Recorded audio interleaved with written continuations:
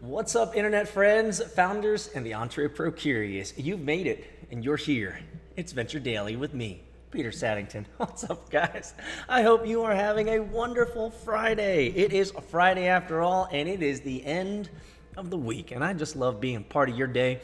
I get little notes now and again, not always, but I get notes now and again from people who are watching and have subscribed from all over the world, and it just makes my day. Today's shout out goes out to Tammy out in Singapore. What's up, Tammy? Appreciate you dropping me the note and letting me know that you're listening all the way out there in the Far East. We got lots of people on their drives this morning. If you're listening to us on podcast, whether it be iTunes, Spreaker, Spotify, or Google Play, I'm just glad to be coming up into your eardrums today, guys. We have a good show for you today. There's a couple of articles that I want to cover that I think are really interesting. The first and foremost article is, what about DNA? You'd think, at least it would make a lot of sense, that your DNA is actually owned by you. But apparently, in some cases, it might not be. And so we're going to be going over this relatively thick article around DNA and whether you should own it, and the DNA Bill of Rights of sorts. And then we're going to be going into that blockchain. Yeah, guys, that cryptocurrency. I know a lot of you guys have seen my recent talk with Corey about cryptocurrency, Icon, and Busy Bitcoin. And so you'll be happy to know that I'm going to be covering an article today about Joseph Lubin, who many of you guys know, obviously, is the co-founder of Ethereum. And I've spoken to a couple people from Consensus as of recent about this idea, and I might have a couple of insights.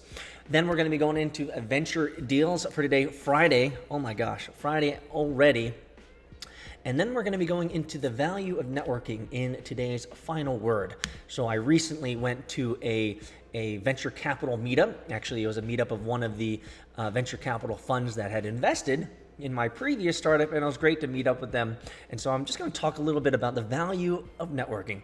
That's on today's Venture Daily Show. I'm glad you guys are here. It's Friday after all, and you know what that means. Oh, just kidding. Let's get into it.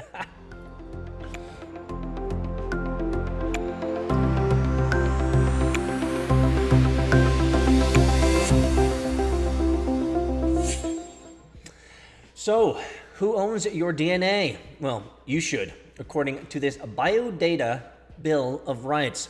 In the next decade, businesses and governments will increasingly collect biological data, from facial recognition to DNA. We talked about facial recognition in yesterday's Venture Daily Show.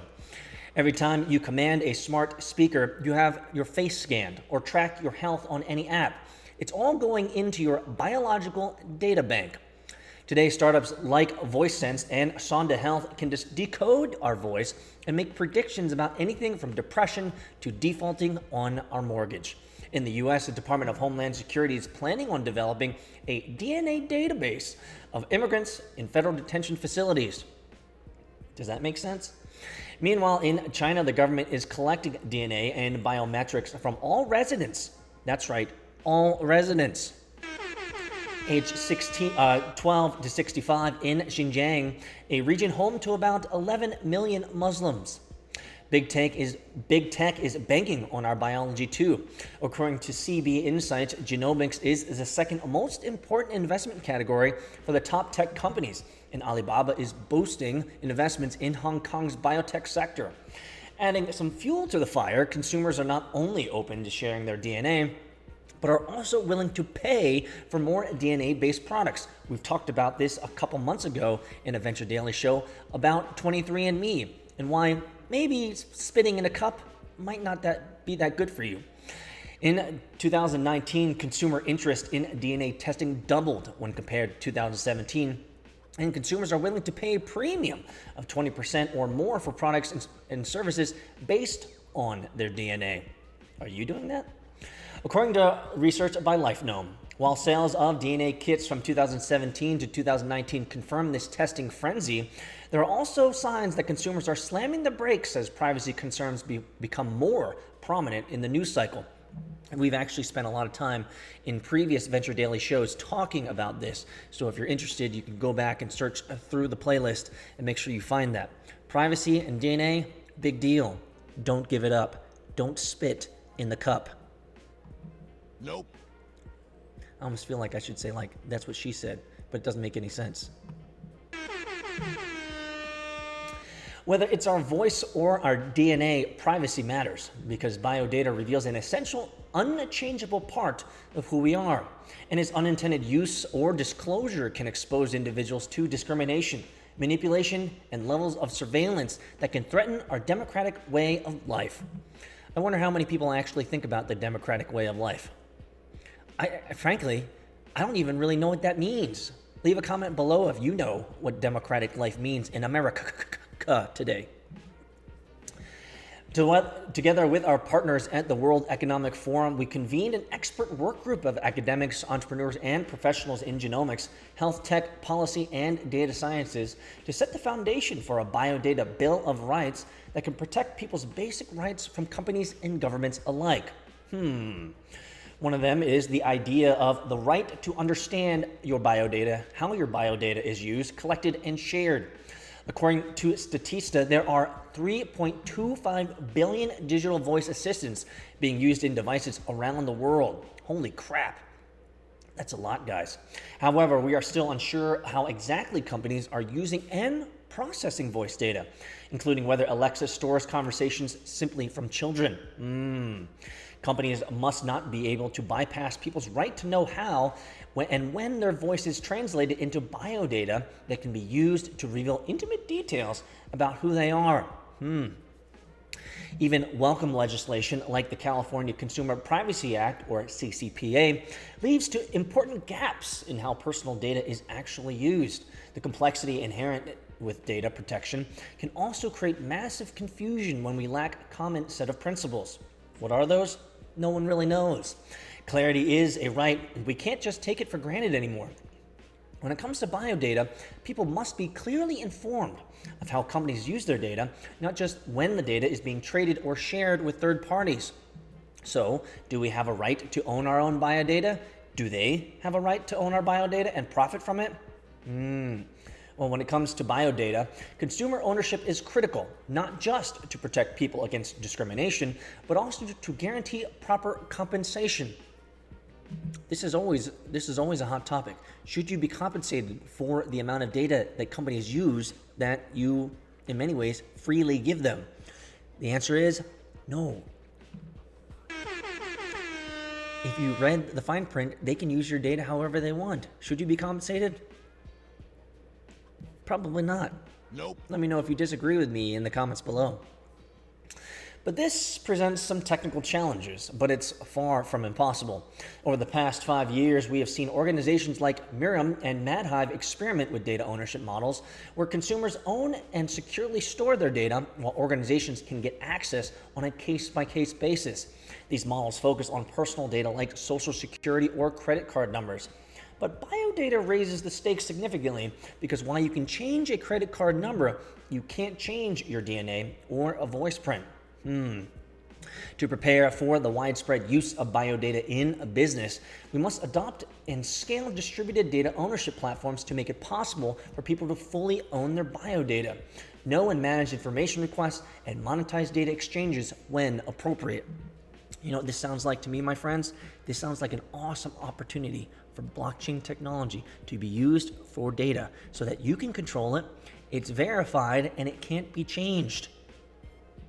Maybe blockchain has a use case when it comes to biodata. So what about the right to keep your biodata anonymous? Well, anonymous data does not guarantee actual anonymity, kind of like that Busy Bitcoin. But experts agree that new anonymization techniques and more rigorous testing can have a real impact on protecting privacy. As technologies like facial recognition and personal genomics instantly enable public and private organizations to operate in a state of permanent surveillance, it's important to preserve people's rights to be anonymous. The de-anonymized surveillance state is made worse by calls to limit anonymity for the purposes of battling trolling and bad behavior online, which you can never get rid of. Thanks, humans. Some demonize anonymity without fully acknowledging its value and role in society, running the risk of eliminating the very possibility of being anonymous for generations to come. This could be a big problem.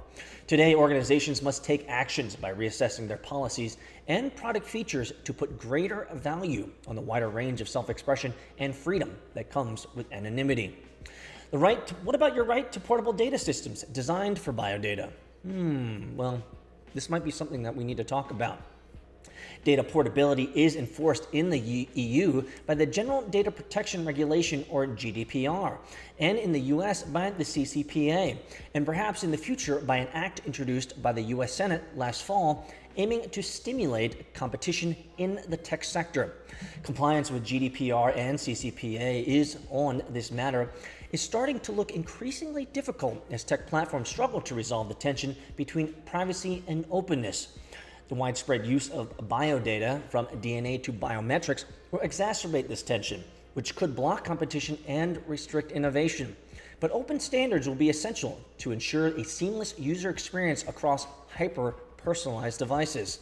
Well, when it comes to big tech, is already creating alliances like the Voice Interoperability Initiative that recognizes the importance of open standards to make voice services work at scale. Governments should take notice and learn from the public experiments taking shape in Brazil and the UK that lean on data portability principles to prioritize competition and innovation in a way that benefits the public, not just a handful of corporations. This is a very powerful idea here. Should we leave the governance of our data up to the corporations themselves, or should we have more voice into how they leverage our data?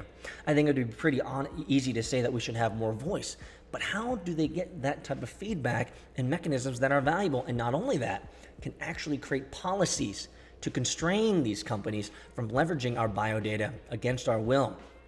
Tough questions, guys. So lastly, what about the right to provide dynamic consent? Well, this is the question. Today, broad standards across the organizations dealing with biodata, like DNA, is not perfect. This means that consumers generally agree to a wide range of present and future uses. Dynamic consent would require organizations to include specific uses and update consent requirements on a regular basis, but that would mean they'd have to contact you all the time.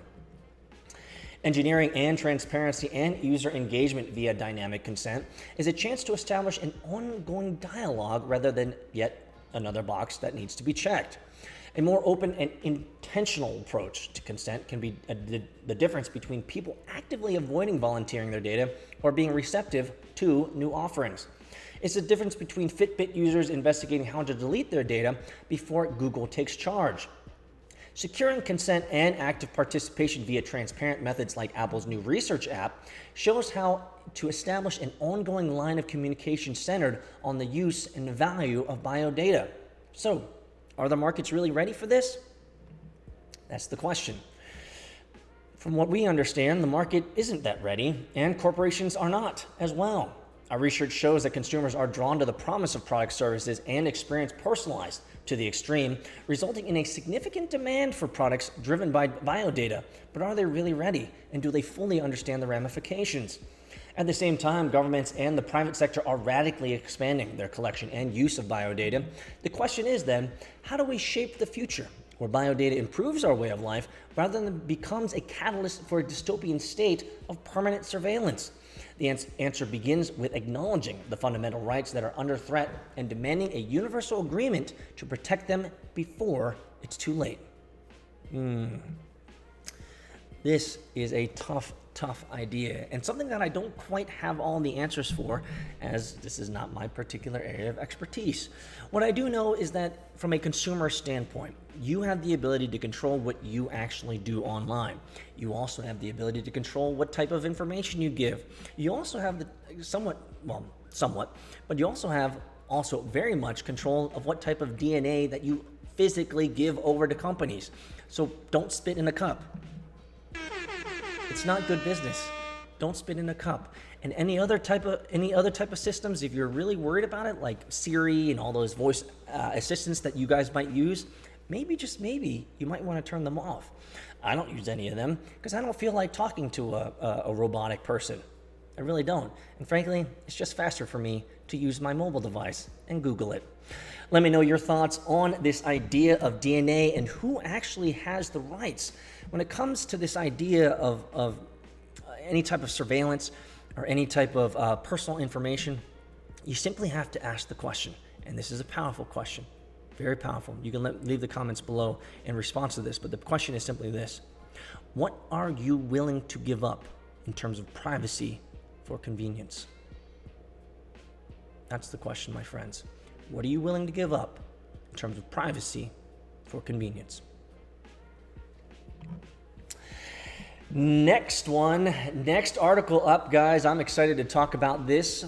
Tough to disrupt. Municipal market attracts blockchain developer. That Joseph Lubin, guys. The municipal bond market, with roots dating back to 1800s New York City Canal Project, has a reputation for being stuck in a different century. Interesting. The $400 billion a year market, used by some of the 50,000 U.S. insurers, is known for small-sized deals that sometimes don't trade again for years after they're sold. Financial filings are often late and outdated, and hiccups with technology and human error can sometimes cause officials to forget to make bond payments on time. So that's why Consensus, you guys know Consensus, a blockchain application developer started by Ethereum co-founder Joseph Lubin, sees an opportunity to expand into $3.8 trillion state and local debt market. Looks like crypto is at it again, my friends. The Brooklyn-based firm said on Tuesday that it had acquired a broker-dealer, Heritage Financial Systems, betting that governments can more efficiently raise funds and gain local investors by tokenizing municipal bonds on its codified platform. Quote, "It's a great use case of the technology," said Emma Channing, who will coordinate the brokerage effort through Heritage Financial Systems. Terms of the agreement weren't disclosed. Consensus, which Lubin started in 2014, had made headway in other markets, creating a blockchain platform for commodity trading in late 2018 that's been backed by 15 banks. Still, the municipal market has proved to be a tough nut for startups to crack. Neighborly, which was backed by investors like Lauren Powell Jobs last year, abandoned its efforts to allow issuers to sell bonds in smaller denominations than the typical $5,000. It also, at one point, sought to use blockchain in bond offerings. So, what's the blockchain opportunity? Thanks to Joseph Lubin, the blockchain technology, which is used in 2009 for Bitcoin, uses a digital ledger to keep track of transactions, according to a Federal Reserve Bank of Chicago report. But you didn't need to know that from the Federal Reserve of Chicago. You already knew that, didn't you? The technology can be used for record keeping as well as so-called smart contracts that are overlaid on the transactions, which could be used to replace legal contract work that is done manually, the bank said. In the municipal market, Consensus said that the technology could be used to program automatic bond payments for issuers and keep track of those who own the debt. Sounds like a great opportunity for blockchain. Blockchain could also make it easier for issuers to sell securities in smaller denominations, known as mini bonds, the company says. There's a strong desire for demand for more local engagement and more democratization of these types of muni offerings, Channing said. The purchase of Heritage and the company's Consensus Digital Securities LLC unit will give it both advisory and broker-dealer capabilities, she said. Officials in Berkeley, California have considered using blockchain as part of the bond deal since 2018. The use of blockchain was proposed as a way to cut out middlemen, such as the trustee who pays bondholders and the securities depository that keeps track of investors, according to a report in 2019. But the report determined that it was still unclear whether the technology could actually cut costs and what the impact would be. In December, Berkeley said that for proposals from firms for a mini bond sale that use blockchain or another digital ledger technology, well, these mini bonds could actually work. Consensus said that the technology could also make it easier to sell mini bonds. State and local governments have been selling the securities for decades to encourage local residents to buy their debt rather than big mutual funds or banks. but doing so can add more costly and time-intensive than traditional sales. In the University of Colorado Denver report released in 2016 found that when Denver sold mini bonds, the cost of a share of principal raised was between 2.5 and 7.8 times higher than with traditional offerings. Neighborly, which was started in 2012 last year, abandoned its effort to build out that business. The company has also sought to promote the use of tokenization in the muni market, according to Medium.com blog post. Patrick Baraducci, global fintech co-head at Consensus, said the company has a long track record of using blockchain. Baraducci said that the technology could be used to engage with citizen investors and get them excited about their investments. If debt is used for the recreation center, for example, the technology could easily verify a resident as owning the bonds and allow them free access once it's built. We can deliver what we say, he said. Well, this is an intriguing area of commerce, one that I frankly don't have a lot of information or experience in, but I will tell you this. Any type of old financial system, like the bond system, any type of old financial system like this can certainly be disrupted, especially if it's one of those things that require lots of manual input, lots of human interaction, and in this case, the memory of bondholders to make sure that they're paying on time. And so blockchain can be a powerful mechanism for ensuring that things get paid, automatically deducted, these types of things. And so I wonder, we've had Ethereum rise, right? We've had Ethereum rise, and we've seen Ethereum grow in a powerful use case of basically, let's be honest, decentralized investing, right? ICOs. But now, Joseph Lubin from Ethereum and Consensus might be taking on a new challenge here with the bond market. Considering that there's trillions of dollars at stake, maybe this is an opportunity for Ethereum to really show that it can work. Let me know your thoughts in the comments below. True startup story, guys. You got it. Your company just got seed round financed. Congratulations, you're going to the moon. But now you have to scale. You found great talent out in California, New York, Georgia, and even Eastern Europe. So what communications platform will you be using to ensure your international team is always aligned? Well, the answer is easy. Slack.com for Teams. We've used Slack for all of our previous startups, and they've supported us in tremendous ways. And we want to give them a thanks today for supporting vchunting.com. Did you also know that Slack is a great tool for personal use? Yeah, I use my own personal Slack channel to drop in documents, notes, to-dos, and follow-ups to ensure that my workflow throughout the day is right on course. I promise you, if you try out slack.com for personal use, you'll end up using it for your team as well. Go to slack.com to check it out. Welcome back to Venture Daily, the fastest growing daily show in all of venture media. Make sure to follow us on the tweeters at AgilePeter.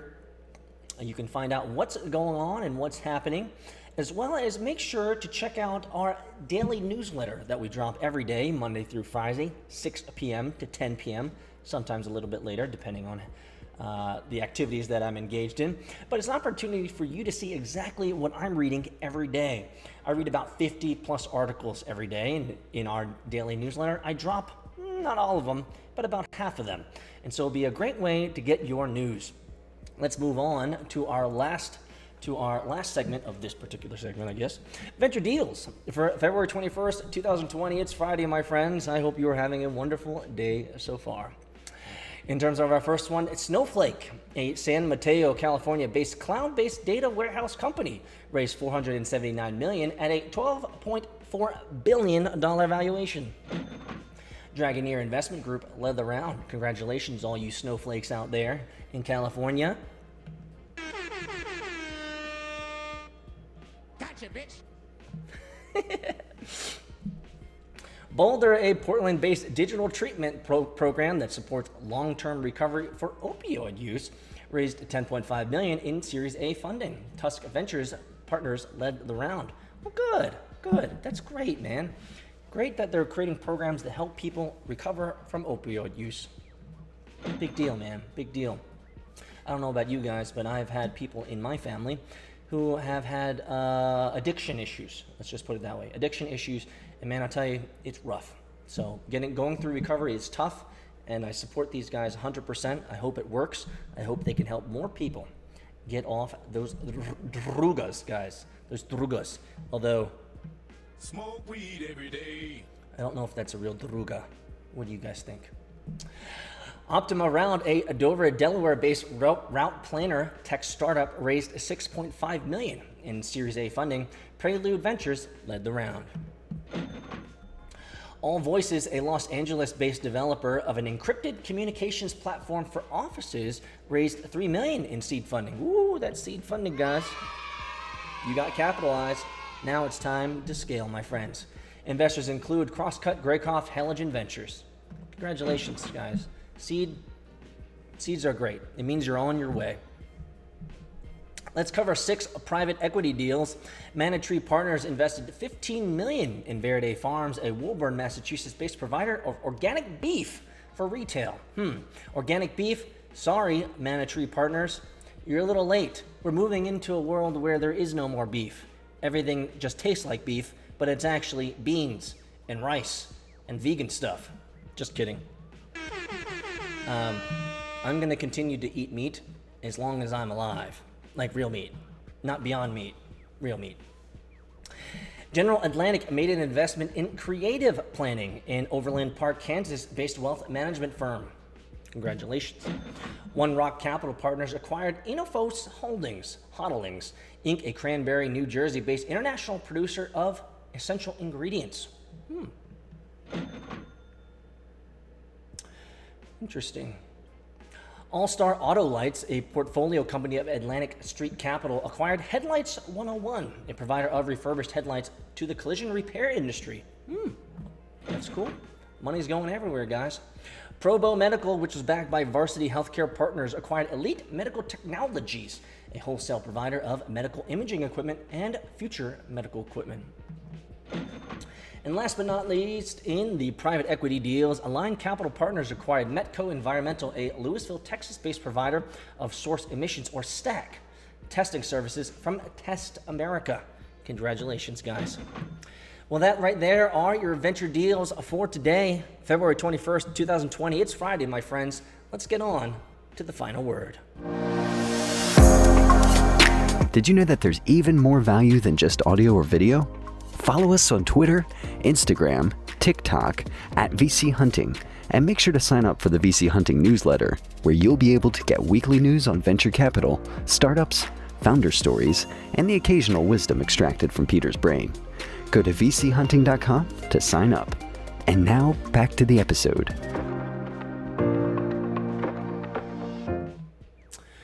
So I want to tell you guys a story of my day yesterday. So stay a while. As Deckard Cain would say, stay a while and listen. Stay a while and listen, my friends. So yesterday was a great day. Well, it ended up being a great day. But the beginning of the day was a little rough. It was a little rough, if I'm intellectually honest. Yeah, there's lots of work to do. I got to knock out the content, go through my news feed, aggregate the content, put it into the what's this thing called? The teleprompter here. I got to set up this system, do the entire show, go into post processing.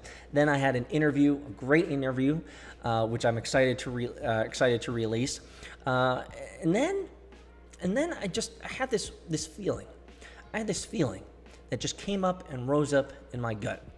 So the morning and the full morning was super busy. Just work, interview, more work, content. Right? I wrote for about 45 minutes on my book. But then in the middle of the afternoon, I just had this sinking feeling. I don't know if you guys have ever had the sinking feeling, especially if you're a founder or you're an entrepreneur, or you're working on that hustle, and it's the doubts. I'll just call it for what it is. It's the doubts, for lack of a better term. For some reason, yesterday, these doubts just started creeping in. The questions of, why are you working so hard? Why are you grinding so hard? Why, the effort that you're doing is not making the progress that you want. Expectations, right? We've talked about this before, how most of the suffering that you and I have as humans in this world is all up here It's all up here. If you think about it right now, if you're sitting down right now and you're just listening, nothing's happening. You might be on the drive to work. You might already be at work, and you might be listening to me on the background, and that's great.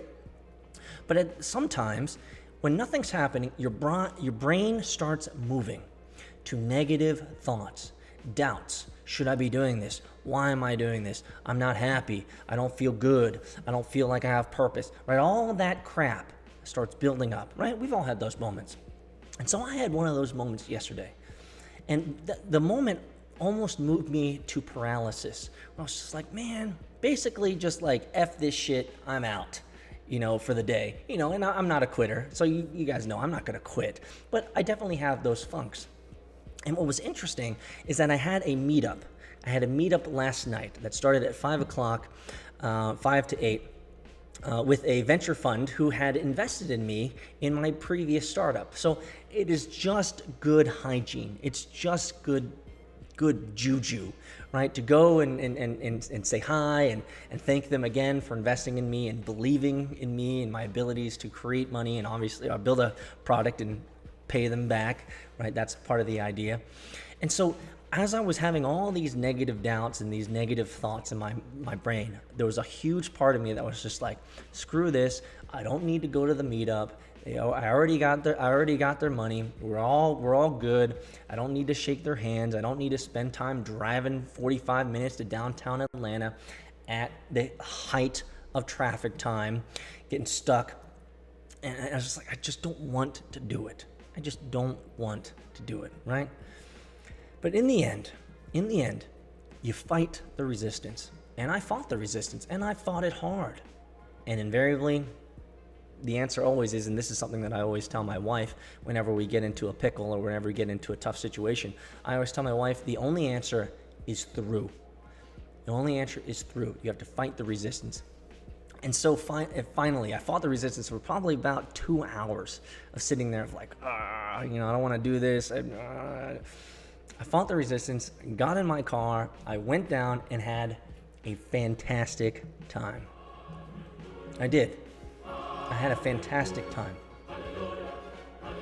I shook the hands of the investors who invested in me. I got to connect with new investors, which is always great. New connections, new emails, new Twitters. Met some founders that were also portfolio investments of these investors as well. Great people, made some new connections, and felt really good about the couple of hours that I spent downtown. And I got a couple beers in, which is always great.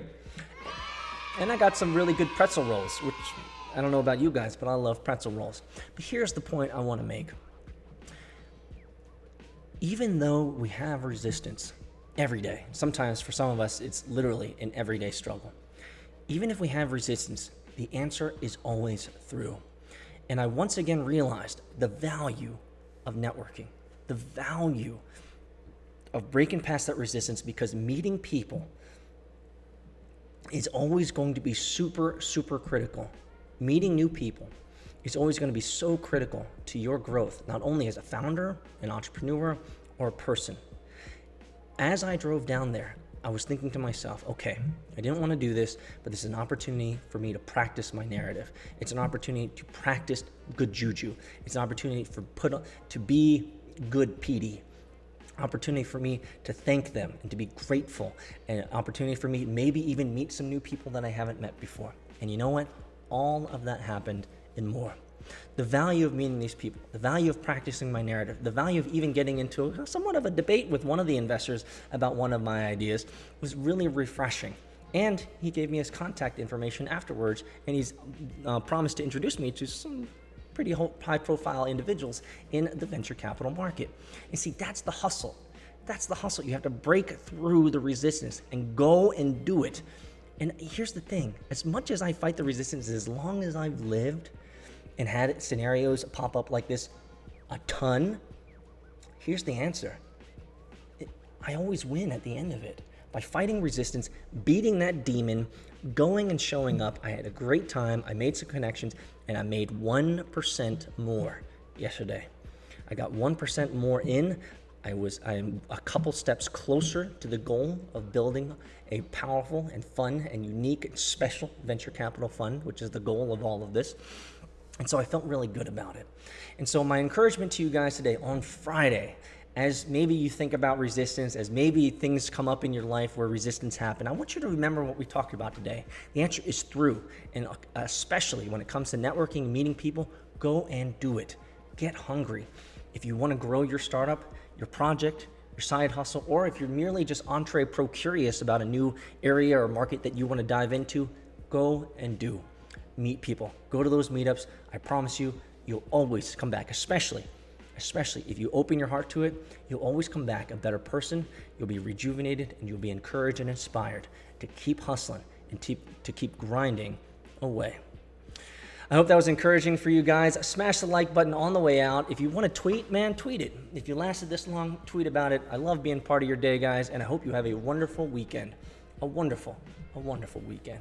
And I'll see you guys next time.